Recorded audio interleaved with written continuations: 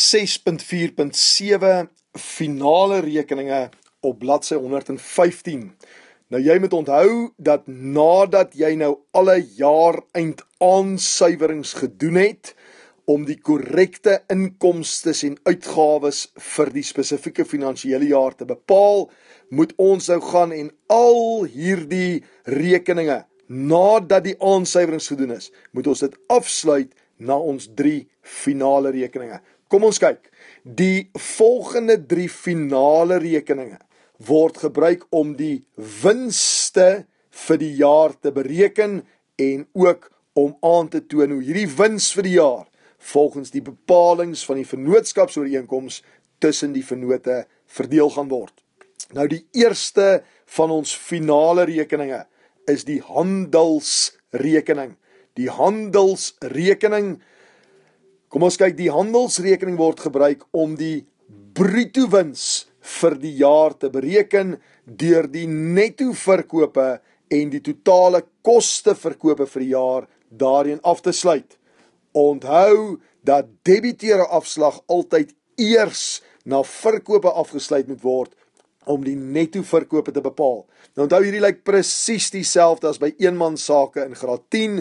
Jou eerste stap by jou sluitingsoordragte sal wees, sluit debiteure afslag af na verkope, sodat jy jou verkope wat 'n inkomste is, kan afsluit na die handelsrekening. Daar sien jy in die handelsrekening se kredietkant verkope R800,000. Hierdie is die netto verkope nadat jy debiteure afslag afgesluit het. So stap 1 was sluit debiteure afslag af na verkope, stap 2 sluit verkope af na die handelsrekening.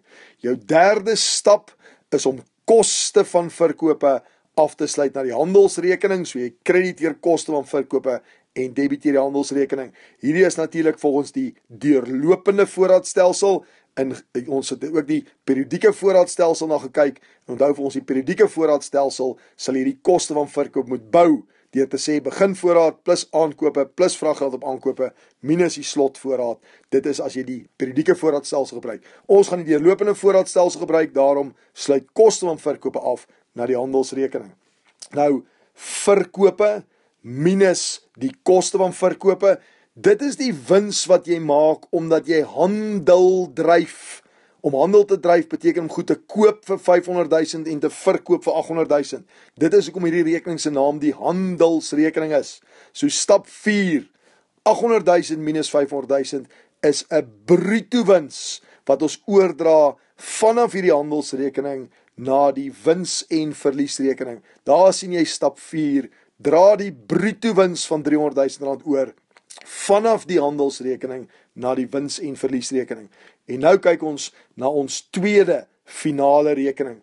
Die wins- en verliesrekening word gebruik om die netto wins vir die jaar te bepaal deur alle inkomstes en uitgawes vir die jaar. Dit is nadat die aansuiwerings gedoen is volgens die paringsbeginsel. Nadat alle aansuiwerings gedoen is, daarin af te sluit. Onthou dat inkomstes en uitgawes slegs in die nominale rekening afdeling van die algemene grootboek voorkom. Alle nominale rekeninge moet afgesluit word. Nou daar het ons begin, stap 4, ons sien die bruto wins van R300,000 aan die kredietkant van die wins- en verliesrekening. Nou stap 5 is om al jou inkomstes hierby te tel. Daar's voorbeelde: korting ontvang, huurinkomste, rente op vaste deposito, oninbare skulde ingevorder, voorsiening vir oninbare skulde aansuiwering, dit sou 'n inkomste wees indien die voorsiening vir oninbare skulde moes verminder, en dan wins met verkoop van bate R8,500. Daar's 'n klompie inkomstes. So ek tel my inkomstes by, stap 5. Nou gaan ek en ek trek al my uitgawes vir die jaar, trek ek af. Daar sien jy lone, salarisse, waterrekstyd, telefoon, versekering, skryfbehoeftes, rente op lening, oninbare skulde, waardevermindering, handelsvoorraad tekort. As ek die bruto wins vat, plus al die inkomstes, minus al hierdie uitgawes, ja, dan kan ek sê, my netto wins vir die jaar is hierdie R60,000. Nou onthou by eenmansaak, sou ons hier geskryf het kapitaal. Dan vat ons die netto wins dadelik kapitaal toe. Maar by 'n vennootskap moet hierdie netto wins oorgedra word na die verdelingsrekening. Ons gaan in die volgende oefeninge, gaan ons aansuiwerings doen, dan moet jy die inkomstes afsluit, die uitgawes afsluit, en die netto wins, wat ons verdelingsrekening toeneem, moet jy self bepaal. Nou bo bladsy 116 sien jy die verdelingsrekening. Die verdelingsrekening word gebruik om aan te toon hoe hierdie netto wins vir die jaar, soos wat ons hom nou net bereken het in die wins- en verliesrekening. Hoe moet hierdie netto wins volgens die bepalings van die vennootskapsooreenkoms tussen die vennote verdeel word? Nou daar het jy gesien die netto wins van 60.000, aan die debietkant van die wins- en verliesrekening staan daar verdelingsrekening, en daar is die netto wins vanaf die wins- en verliesrekening oorgedra na die verdelingsrekening. Dis ons laaste finale rekening, R60.000. Nou hierdie netto wins moet nou volgens die bepalings van die vennootskapsooreenkoms tussen die vennote verdeel word. Die primêre verdeling word eers gedoen. Hoeveel daarvan word as rente op kapitaal aan die vennote toegeken? Hoeveel word as salarisse aan die vennote toegeken? En hoeveel word as bonusse aan die vennote toegeken? Nadat jy hierdie primêre verdeling gedoen het, daardie primêre verdeling R40.000, vat ek die 60.000 minus die 40.000 en nou kan ek die oorblywende 20.000 volgens die vennootskapsooreenkoms, en hier lyk dit vir my, dit was gelykop verdeel, kan ek dit toeken aan die vennote in hulle privaatrekeninge. Onthou die verdelingsrekening lyk altyd dieselfde, netto wins minus hierdie primêre verdeling, en dan doen jy jou oorblywende wins se verdeling. Natuurlik kan dit gebeur dat hierdie primêre verdeling meer is as die netto wins, en dan sal die twee vennote deel in 'n oorblywende verlies. Dan sal hier staan privaatrekening A, privaatrekening B. Dit is wel moontlik. Ons drie finale rekeninge is dus die handelsrekening waar ek die bruto wins bepaal, die wins- en verliesrekening waar ek my inkomstes en bytel uitgawes aftrek om die netto wins te bepaal, en die verdelingsrekening waar ek die netto wins tussen die vennote verdeel volgens die stipulasies van die vennootskapsooreenkoms. Nou 'n makliker leesbare vorm is 6.4.8 op bladsy 116, die finansiële state. Aan die einde van die finansiële jaar moet die finansiële stand van die vennootskap in die vorm van finansiële state, wat natuurlik baie belangrik aan algemeen aanvaarde rekeningkundige praktyk voldoen, AARP, moet dit weergegee word. Nou die eerste staat is die inkomste staat, en onthou, die doel van 'n inkomste staat is presies wat die doel van die handelsrekening en die wins- en verliesrekening is. Die doel van 'n inkomste staat is om die netto wins te bereken. So jy kan eintlik die handelsrekening en die wins- en verliesrekening sien in die inkomste staat. Die inkomste staat begin altyd met die netto verkope, jy kan dit ook noem verkope of omset. Dit is wat jy hier in die handelsrekening gesien het, daai verkope van 800.000, dit was jou verkope minus jou debiteure afslag, presies dieselfde as die handelsrekening. Dan trek jy af die koste van verkope wat jy in die handelsrekening gesien het, 500.000, en dit gee vir jou bruto wins van 300.000, en daardie eerste drie lyntjies, verkope minus koste van verkoop, maak seker met 'n hakie staan, gee vir my bruto wins. Daai drie lyntjies staan ook bekend as die handelsstaat of die handelsafdeling van die inkomste staat. Hierby gaan tel jy jou ander, nou kyk nou baie mooi, bedryfsinkomstes. Nou jou bedryfsinkomstes is alle inkomstes wat jy hier sien, behalwe jou rentes. Rentes moet apart gewys word. So jy sal net korting ontvang, huurinkomste, oninbare skulde ingevorder, voorsiening van oninbare skulde aansuiwering en wins met verkoop van bate bytel. Ander bedryfsinkomste, bietjie ingaan binne toe, noem jy hulle, korting ontvang 2000, huurinkomste 122.000, oninbare skulde ingevorder 12.000, voorsiening van oninbare skulde aansuiwering 1.500 en wins met verkoop van bate 8.500. Daai blokkie tel jy op boontoe, 146.000 is jou ander bedryfsinkomste. Nou belangrik, bruto wins 300.000 plus ander bedryfsinkomste 146.000 gee vir my hierdie bruto bedryfsinkomste. Dis leerwerk. Bruto bedryfsinkomste 446.000. En nou moet ek gaan en ek moet my bedryfsuitgawes, nou onthou bedryfsuitgawes, selfde as bedryfsinkomstes, bedryfsuitgawes is die uitgawes wat in die bedryf van die besigheid ontstaan het, dis alles behalwe rente. Daarom, jy sal rente op lening apart wys in die inkomstaat. As bedryfsuitgawes sal jy net wys lone, salarisse, waterhuishouding, telefoonversekering, skryfbehoeftes, oninbare skulde, waardevermindering en handelsvoorraad tekort. Daar sien jy dit genoem, ingaan vir maklike leesbaarheid, totale in hierdie blokkie, tel alles bymekaar en dit moet nou afgetrek word. Daarom in hakkies, bedryfsuitgawes 395.000. Belangrik nou, bruto bedryfsinkomste 446.000 minus bedryfsuitgawes 395.000 geef my 'n bedryfswins van R51.000. Bedryfswins, wins wat gemaak is uit die bedryf van die besigheid. Maar nou kom daarby rente-inkomste. En hiervoor gaan jy 'n nota wys. Baie keer word die nota nie gevra nie, dan wys jy dit bloot in hakkies. Nou wat kan alles onder hierdie rente-inkomste verskyn? Op bladsy 117 onderaan sien jy die nota vir rente-inkomste. Jy kan rente op vaste deposito, rente op spaarrekening, rente op agterstallige rekening van debiteure en rente op lopende rekening hê. Daar's 4 rente-inkomste rekeninge.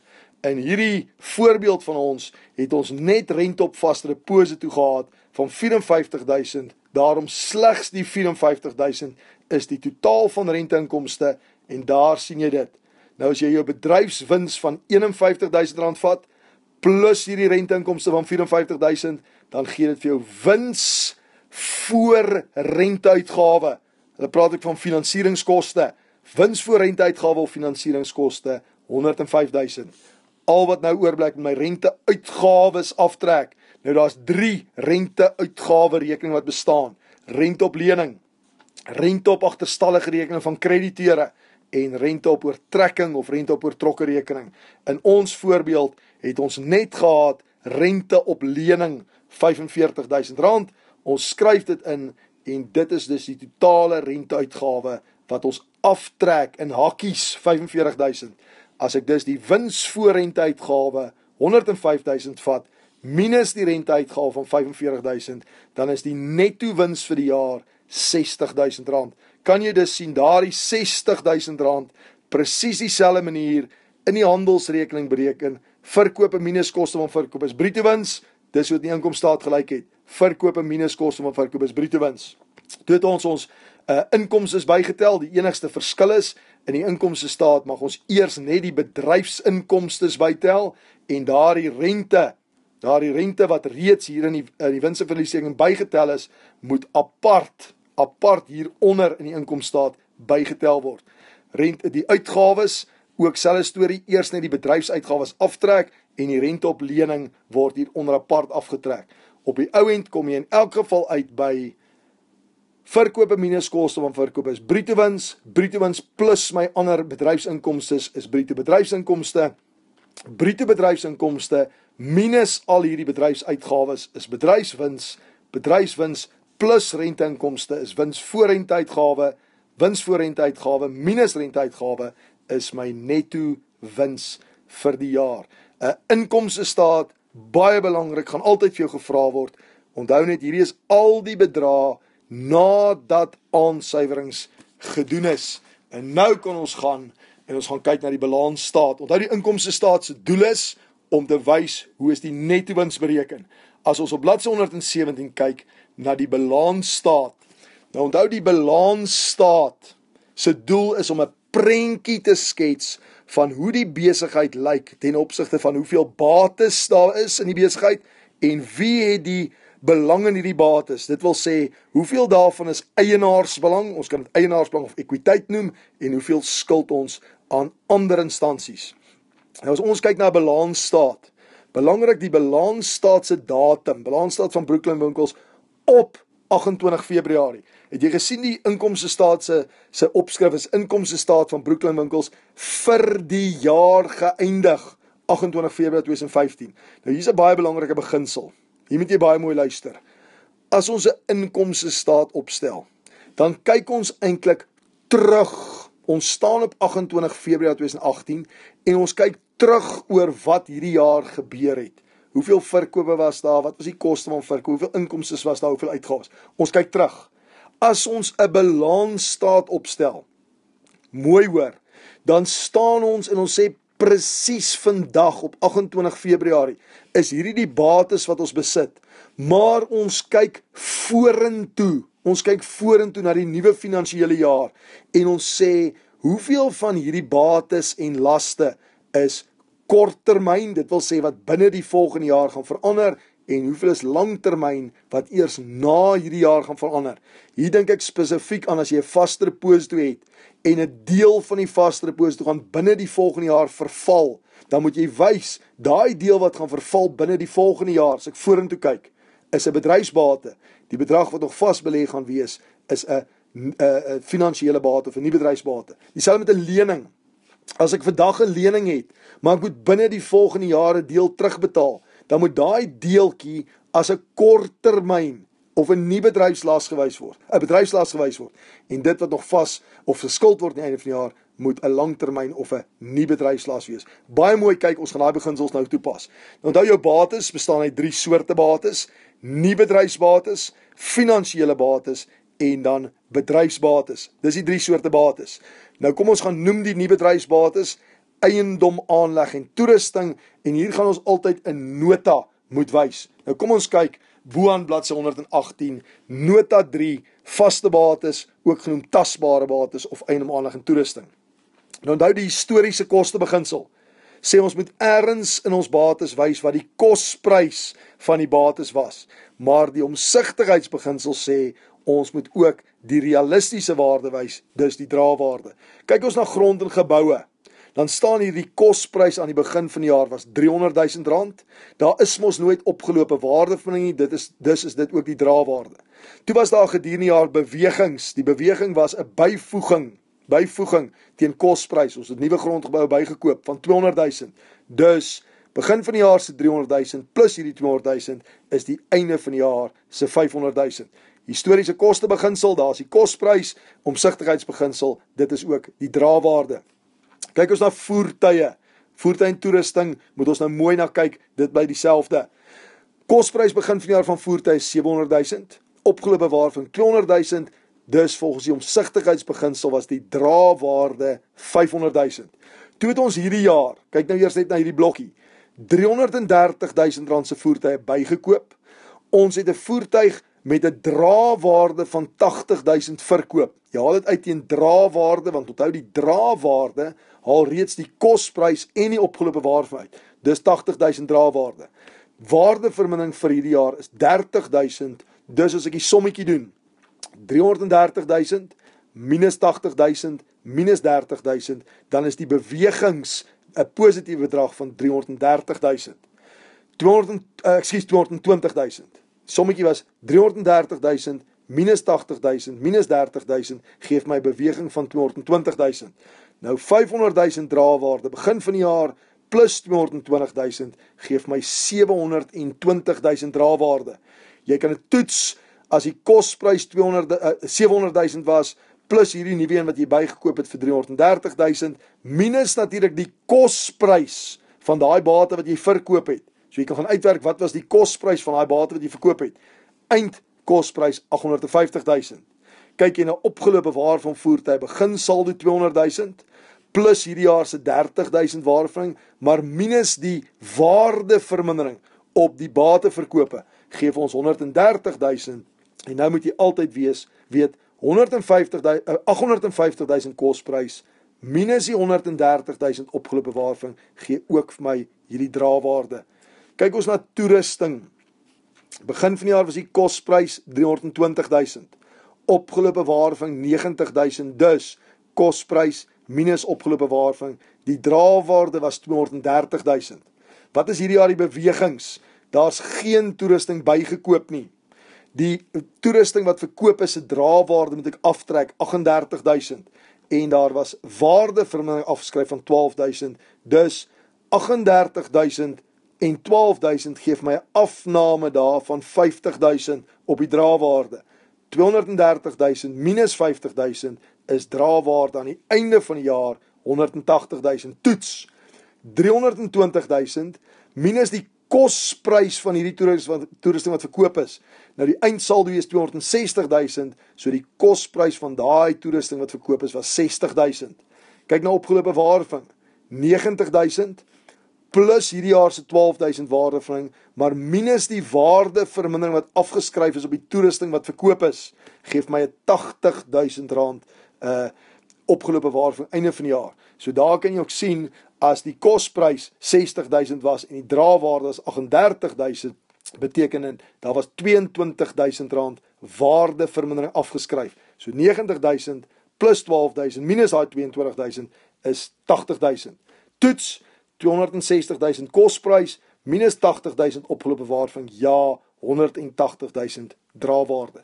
Nou die enigste bedrag in die totaalkolom wat ons eintlik belangstel, is hierdie 1.4 miljoen. My draawaarde van grondgebou 500.000 plus die voertuie 720.000 plus die toerusting 180.000, want volgens die omsigtigheidsbeginsel moet ek hierdie 1.4 miljoen op die gesig van die balansstaat wys as die realistiese waarde vir eiendom, aanleg en toerusting. Ja, jy kan al hierdie kolomme of hierdie rytjies bymekaar tel net om kruiskontrole te doen, maar die 1.4 miljoen, dit skryf jy op die gesig van die balansstaat.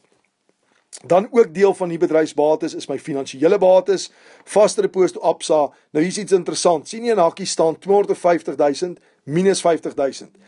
Wat dit beteken is, vandag op 28 Februarie het ons 'n vaste repos by Absa van 250.000. Maar van hierdie 250.000 gaan 50.000 binne die volgende finansiële jaar verval. Dus as nie bedryfsbate gedeelte wys ek net 200.000. Daardie 50.000 wat binne die volgende jaar gaan verval, sal jy by die kontant en kontant ekwivalente nota as deel van bedryfsbate sien, vaste repos toe binne die volgende 12 maande verval 50.000. Ons sal later weer daarna verwys. Dus 200.000 gaan nog vasbelê wees aan die einde van hierdie finansiële jaar. Daarom my nie bedryfsbates bestaan uit eiendom, aanleg en toerusting van 1.4 miljoen plus die vaste repos van 200.000 en dis 1.6 miljoen. Kyk ek na my bedryfsbates, hierdie moet jy ken. Die bedryfsbates bestaan uit voorraad, handels en ander debiteure en kontant ekwivalente. Nou voorraad, nota 4, kan net uit twee goed bestaan. My voorraad aan die einde van die jaar is my handelsvoorraad, wat ek volgens 'n fisiese voorraadopname getel het, 88.000, en dan enige verbruiksgoedere wat voorhande is, wat oorgebly het, wat ek volgende jaar eers gaan gebruik, dis deel van hierdie bate voorraad. As daar skryfboetes oorgebly het van 1.500, verpakkingsmateriaal van 1.200 oorgebly het, en brandstof van 2.300, dan gaan ek dit eers volgende jaar gebruik, so dis nou vir my 'n bate van R5.000, 88.000 se handelsvoorraad, plus hierdie 5.000 se verbruiksgoedere voorhande, is R93.000 se voorraad. Handels en ander debiteure, 'n baie belangrike nota 5. Hy begin altyd dieselfde. My handelsdebiteure of debiteure kontrole R160.000. Maar minus my voorsiening vir onwaar skulde. Nou hierdie is altyd 'n persentasie van daai handelsdebiteure. Ek trek dit af 8.000, so ons het hier gewerk met 5%. Dus omsigtigheidsbeginsel, realistiese geld wat ek werklik van debiteure behoort te kry, netto handelsdebiteure R152.000. sien jy, ons het R160.000 se debiteure, maar ons maak voorsiening dat R8.000 daarvan ons nie gaan betaal nie, so die netto bedrag wat ons glo ons gaan kry, R152.000. Hierby tel ons vooruitbetaalde uitgawes. Indien die spesifieke uitgawe rekening wat vooruitbetaal is vir jou gegee is, kan jy wys waarin die terugskrywing gedoen word, maar gewoonlik is dit nie nodig nie. So vooruitbetaalde uitgawes 'n bate 9.000, opgelope inkomste, weer eens indien die spesifieke inkomste rekening wat wat te min ontvang is vir jou gegee is, kan jy dit wys waarin die terugskrywing gedoen word, maar as jy net skryf opgelope inkomste 11.500, is dit korrek.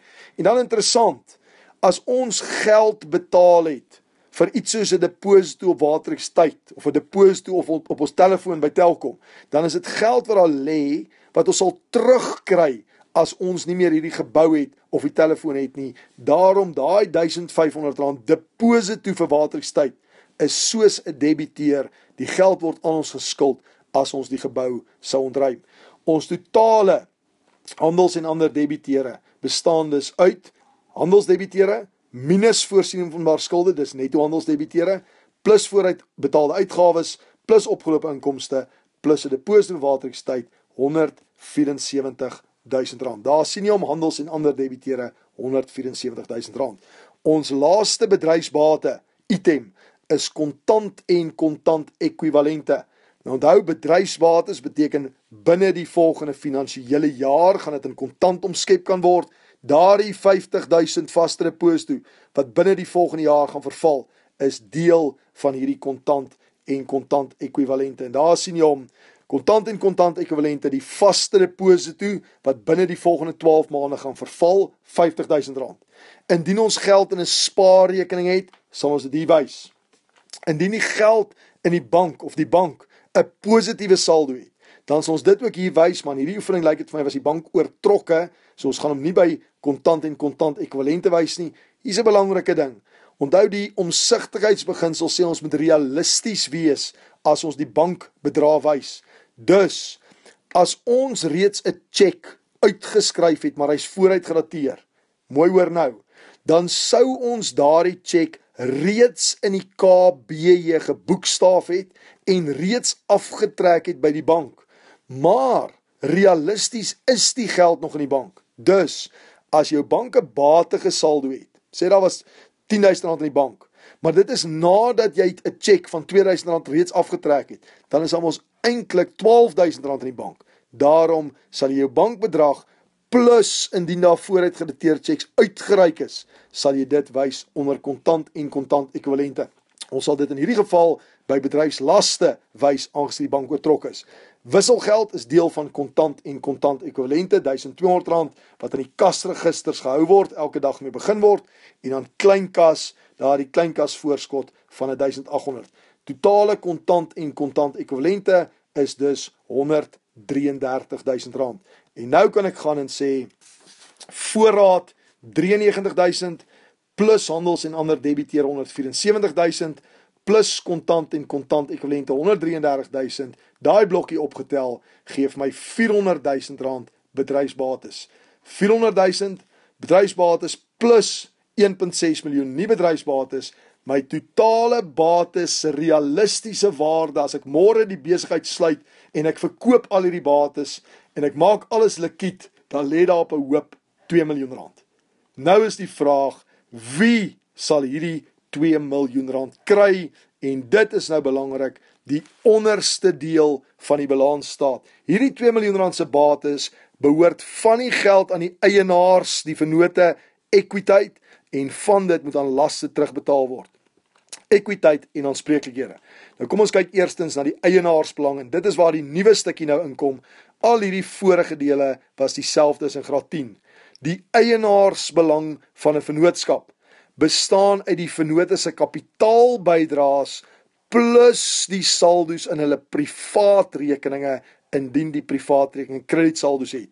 Nou die kapitaal wys ons 'n nuwe nota 7, ons moet die veranderings wat in kapitaal plaasgevind het gedurende die jaar aantoon. Daar sien jy nota 7 op bladsy 119.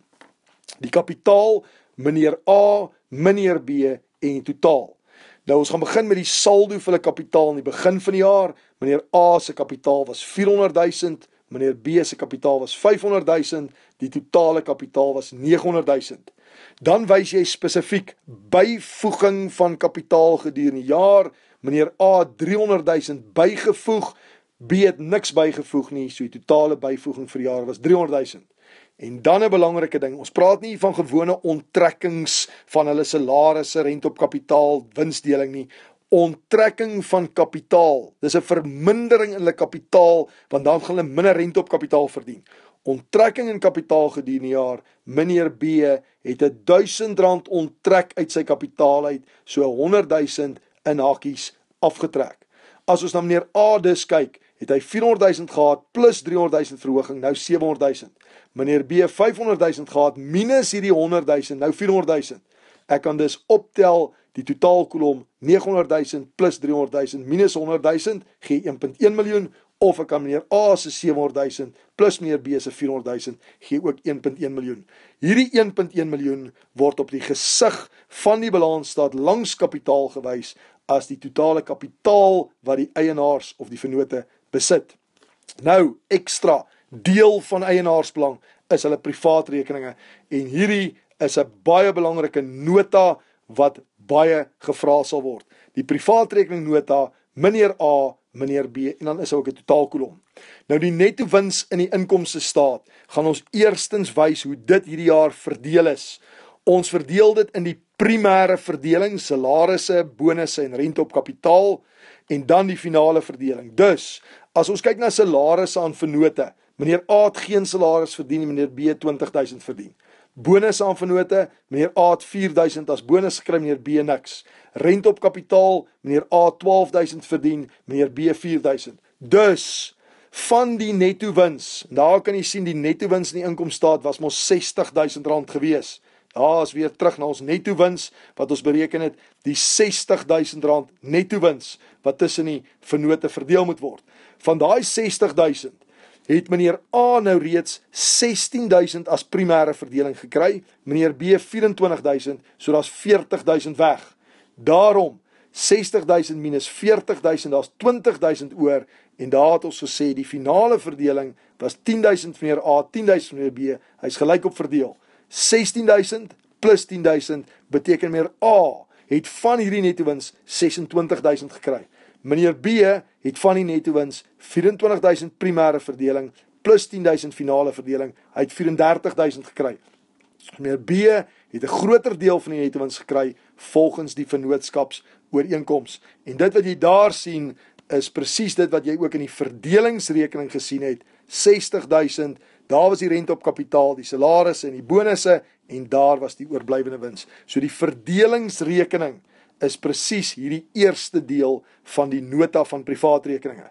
Nou gaan ons sê, as meneer A, nou hierdie moet jy mooi verstaan, as meneer A hierdie jaar R26.000 van die wins verdien het, maar toe onttrek hy gedurende die jaar 15.000, dan beteken dit, hy het hierdie jaar, bouinkomste vir hierdie jaar, hy het R11.000 minder onttrek as waarop hy geregtig was, maar ongelukkig, kyk daar, bouinkomste begin van die jaar, was meneer A se bouinkomste aan die begin van die jaar 'n debiet saldo van 56.000. Dis hoe my hakie staan. So verlede jaar het hy 56.000 te veel onttrek. Hierdie jaar 11.000 minder as waarop hy geregtig is. Dus sal sy bouinkomste meneer A 'n debiet saldo van 45.000 toon aan die einde van die jaar. Meneer B het dit beter mee gegaan. Hy het hierdie jaar R34.000 van die netto wins verdien. Hoeveel onttrek hy toe? 36.000. Hy onttrek dus vir hierdie jaar R2.000 meer as waarop hy geregtig was. Dus ek moet nakie staan. Sy bouinkomste vir hierdie jaar alleen is R2.000 minus 2.000. Hy het te veel onttrek. Maar gelukkig sit hy met 'n R80.000 kredietsaldo van verlede jaar. So hy eindig met 'n kredietsaldo van R78.000. Alwaar ons belangstel is hierdie laaste bedrag, bouinkomste of privaatrekeningssaldo's einde van die jaar. Nou is meneer A 'n debiet van 45.000 het, meneer B 'n krediet van 78.000, dan is die netto effek 'n 33.000 krediet. Jy kan dit ook hier toets in die totaalkolom, 60.000 minus 51.000 is 9.000, as jy daai opgetel het, 24.000 positief en is ook 33.000. Daardie 33.000 gaan skryf ons dan langs die privaatrekeninge volgens nota 8 op die gesig van die balansstaat. Kan jy sien dat hierdie ook 'n negatiewe bedrag kan wees? Indien beide debietsaldo's gehad het, sal hierdie 'n bedrag wees wat hulle eienaarsbelang verminder. In hierdie geval dus 1.1 miljoen se kapitaal, 33.000 in die privaatrekeninge. Daarom is die eienaarsbelang 1.133.000 en nou kan jy sien van hierdie totale bates van 2 miljoen is 1.133.000 die eienaarsin. Die res skuld ons nou natuurlik, en onthou daar's twee soorte laste, nie bedryfslaste en bedryfslaste. Nou nie bedryfslaste is lenings wat oor 'n langer tydperk as 1 jaar afbetaal gaan word, en hier sien jy die verbandlening by Absa, 600.000 minus 24.000. Nou dit beteken weer, daai wat ons vorentoe kyk, ons skuld vandag 600.000, maar binne die volgende jaar gaan ons 24.000 moet terugbetaal. Daardie 24.000 gaan onder bedryfslaste, sien jy daar so lening betaalbaar binne 12 maande. Daai 24.000 is 'n korttermyn of bedryfslas. Daarom nie bedryfslaste, die verbandlening van 600.000 minus 24.000 wat binne die jaar betaal moet word, 'n langtermyn deel van 576.000 rand. So van hierdie 2 miljoen skuld ons vir Absa 576.000, maar dit is eers na hierdie finansiële jaar betaalbaar. Laastens ons bedryfslaste wat uit 3 dinge bestaan, handels en ander krediteure, dit gaan nota 9 wees, lening betaalbaar binne 12 maande en dan die oortrokke bank, interessant hier, minus die vooruitgerelateerde checks uitgereik, ons sal nou daaroor praat. Kom ons kyk na handels en ander krediteure, nota 9.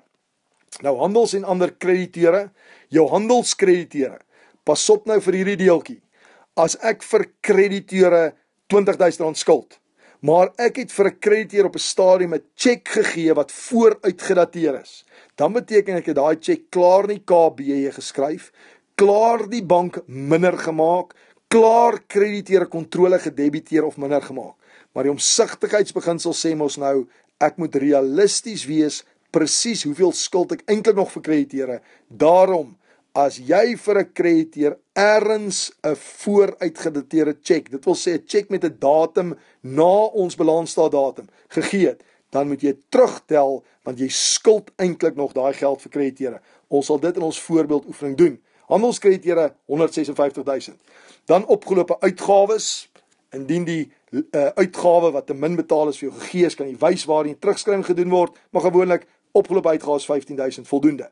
Vooruit ontvange inkomste 8.000, weer eens indien die inkomste wat te veel ontvang is vir jou gegee is, kan jy noem waar die terugskrywing gedoen word, maar as jy net skryf vooruit ontvang inkomste is dit voldoende.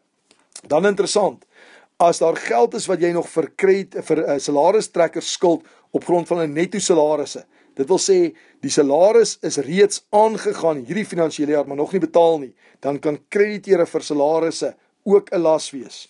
As daar nog geld is vir die pensioenfonds wat oorbetaal moet word, ons dink nou hier aan loon en salarisjoernale van graad 10, pensioenfonds, 'n las wat nog betaal moet word, mediese fonds, SAID vir ons die lopende betaalstelsel, hierdie kom alles uit loon en salarisjoernale, dis alles laste wat jy geld dalk nog het, wat nog nie oorbetaal is nie, dit word as laste onder handels en ander krediteure gewys. Die totaal dus, jou handelskrediteure, plus opgelope uitgawes, plus vooruit ontvange inkomste, plus krediteure vir salarisse, pensioenfonds, mediese fonds, SAID-LB's indien daar bestaan, totaal R217.000. Dit skryf jy langs handels en ander krediteure.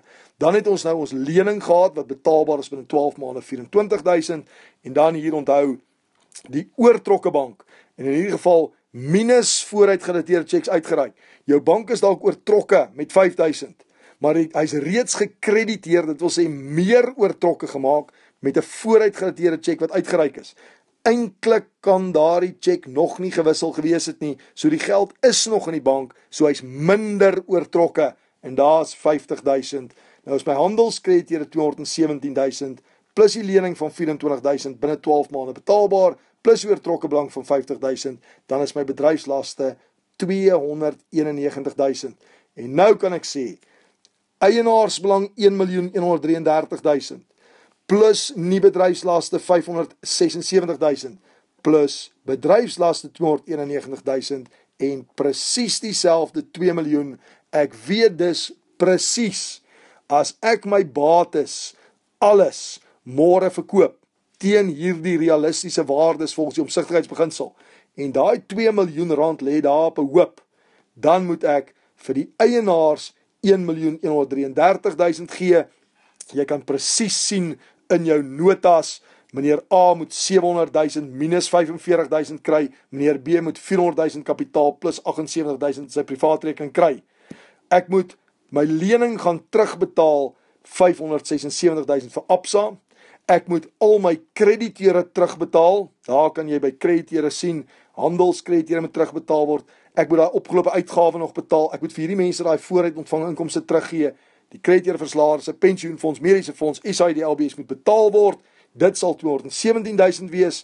Daai 24.000 lening moet ook vir Absa gegee word. Die oortrokke bank moet skoongemaak word en so sal hierdie 2 miljoen rand spandeer word. 'n Balansstaat wys wat is die realistiese waarde van jou bates en wie besit die belang in hierdie bates. Hoeveel daarvan die eienaar, hoeveel daarvan laste. Bates is gelyk aan eienaarsbelang plus laste. Ons gaan ons voorbeeldoefening 'n volledige inkomstestaat en 'n volledige balansstaat doen.